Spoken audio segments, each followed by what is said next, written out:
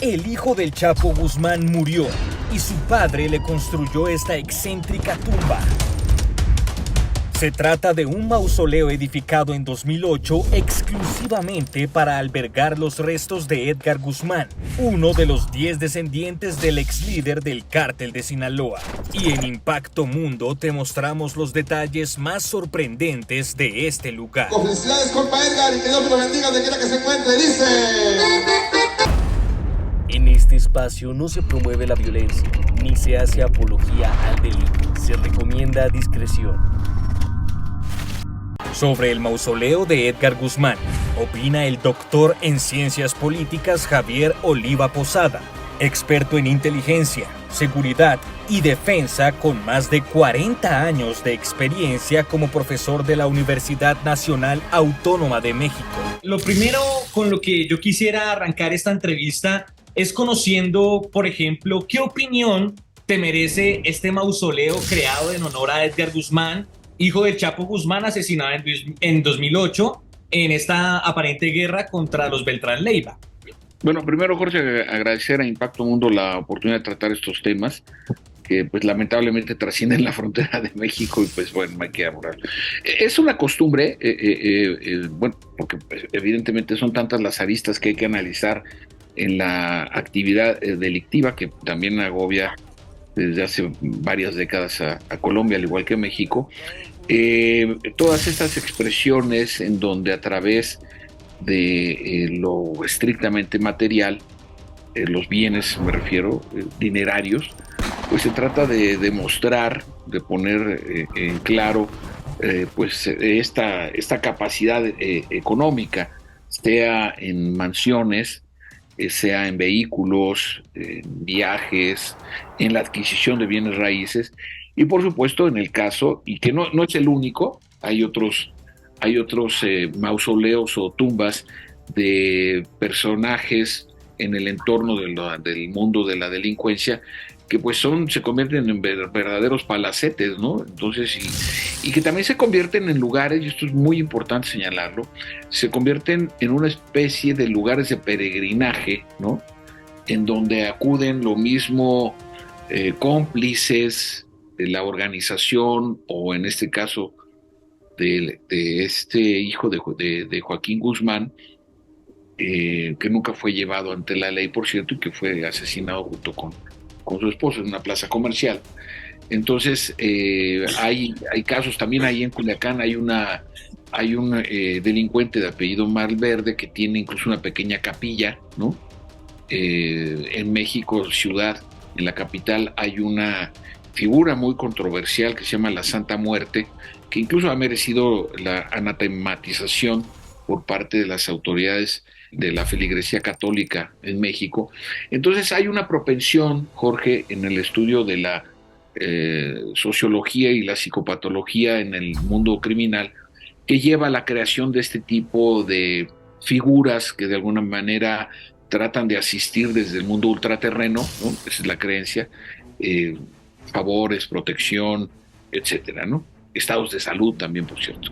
Dentro de ese orden de ideas, digamos que teniendo en cuenta qué tan profunda y tan arraigadas están estos conceptos dentro de la cultura mexicana, ¿cómo analizar precisamente que se sigan haciendo estos tributos y homenajes en cada aniversario de la muerte de personajes como Edgar? O en el lugar, no solo en su mausoleo, sino en el lugar en el que fue asesinado. Sí, insisto, esto es frecuente porque también es una forma de que la organización criminal, en este caso la encabezada por los hijos de Joaquín Guzmán, a raíz del juicio y sentencia de su padre allá en una corte federal en Brooklyn, Nueva York, pues es una forma de mantener vivos sus recuerdos, digámoslo así. Es una forma de mostrar lealtad, pertenencia, cariño, desde luego, a esta persona, en este caso específicamente a uno de los hijos de Joaquín Guzmán, que pues muere asesinado después de la ruptura que se da entre una facción de la organización de Zambada y Guzmán, encabezada por los hermanos Beltrán Leiva, que se supone es una reacción a lo que pues, trascendió en el mundo criminal y en algunos medios de que Joaquín Guzmán, en la pretensión de aminorar el poder que estaban adquiriendo dentro de la organización, propició que uno de los hermanos Beltrán Leiva, de los 4, fuera detenido, ¿no? Teniendo en cuenta que hay casos como el que mencionabas de Malverde y la Santa Muerte que han quedado, pues no en un episodio preciso de la historia, sino que han perdurado a lo largo del tiempo, ¿qué sucedería con estos lugares, como el mausoleo donde están enterrados los restos de Edgar, si ya no existe en el futuro la sangre de Guzmán, si se acaba esta familia o si de pronto se acaba el cártel o se convierte en uno distinto? ¿Qué pasa con estos lugares y estos cementerios específicos? Bueno, para eso falta mucho, porque los hijos de Joaquín Guzmán son muy jóvenes. Digo, en la eventualidad que no tengan algún grave problema de enfrentamiento o que sean recluidos. Para eso falta mucho, pero lo que se ha visto en otros casos, no en este, sería muy difícil lanzar una hipótesis. Yo te podría hablar de los casos que ya se han dado, pues son lugares que caen en el abandono, lógicamente, ¿no? Porque pues son lugares que requieren mucho, ¿cómo te podría decir? Manutención,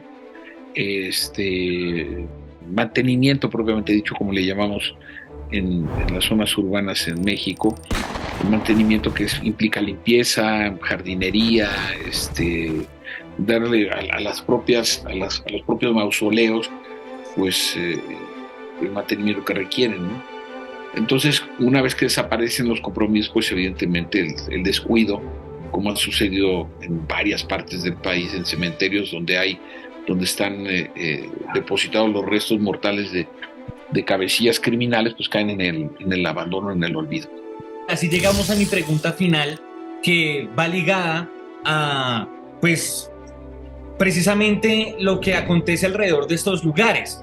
Y es que, a tu orden de vista, ¿cierto? Y de acuerdo con tu percepción, sabiendo que son, digamos, mantenidos y sostenidos con dineros que vienen del narcotráfico o de estos grupos, ¿en qué está fallando el gobierno o qué debería hacer el gobierno para evitar que estos lugares se sigan manteniendo y, por otro lado, que se extienda de la misma forma la narcocultura? Es muy difícil, no hay legislación en ese sentido. O sea, pues una familia puede comprar una cripta o varias criptas, un predio, y sobre eso levantar su construcción. Para impedirlo, pues tendría que demostrarse que la persona que va a reposar allí, o las personas que van a reposar allí, pues en efecto la familia obtuvo los recursos a través de la actividad criminal. Y entonces pues sería investigar a la familia, pues impedir obviamente la construcción, ¿no? Entonces es bastante complicado llegar a ese punto. Me parece que será difícil. En los panteones en México, por ley, son responsabilidad de las autoridades municipales, ¿no? Es uno de los pocos recursos que generan los municipios en nuestro país. Me refiero a través de la expedición del acta de defunción, las cuotas de mantenimiento de las propias tumbas o mausoleos. Entonces esto haría muy difícil avanzar en ese sentido. Yo lo veo como algo poco probable, en donde se puedan establecer ciertas limitantes, no diría prohibiciones, pero sí ciertas limitantes a la construcción de mausoleos que, bueno, al final del día lo que hacen es hacer una apología, hacer un reconocimiento, obviamente a la persona fallecida, pero también a las actividades del entorno de esa persona, ¿no? Y eso es lo que hace, pues, que de alguna forma se conviertan en lugares de referencia no solamente para la organización, sino para familiares y amistades del deudo, ¿no? Ese era mi banco de preguntas. Evidentemente podemos hablar mucho más del tema, pero dentro de lo que conversamos, ¿hay algo importante que se nos haya olvidado que debamos mencionarlo? Pues no, en realidad, en algunos casos también optan por sepultar a alguna cabecilla criminal o algún familiar de manera anónima, pues por el otro lado para evitar agresiones de los enemigos, ¿no? Entonces también esta forma de hacer tan evidente el lugar de reposo del deudo, pues es también como, pues lo tienen que cuidar, ¿no? Para evitar que sea vandalizado o destruido, ¿no?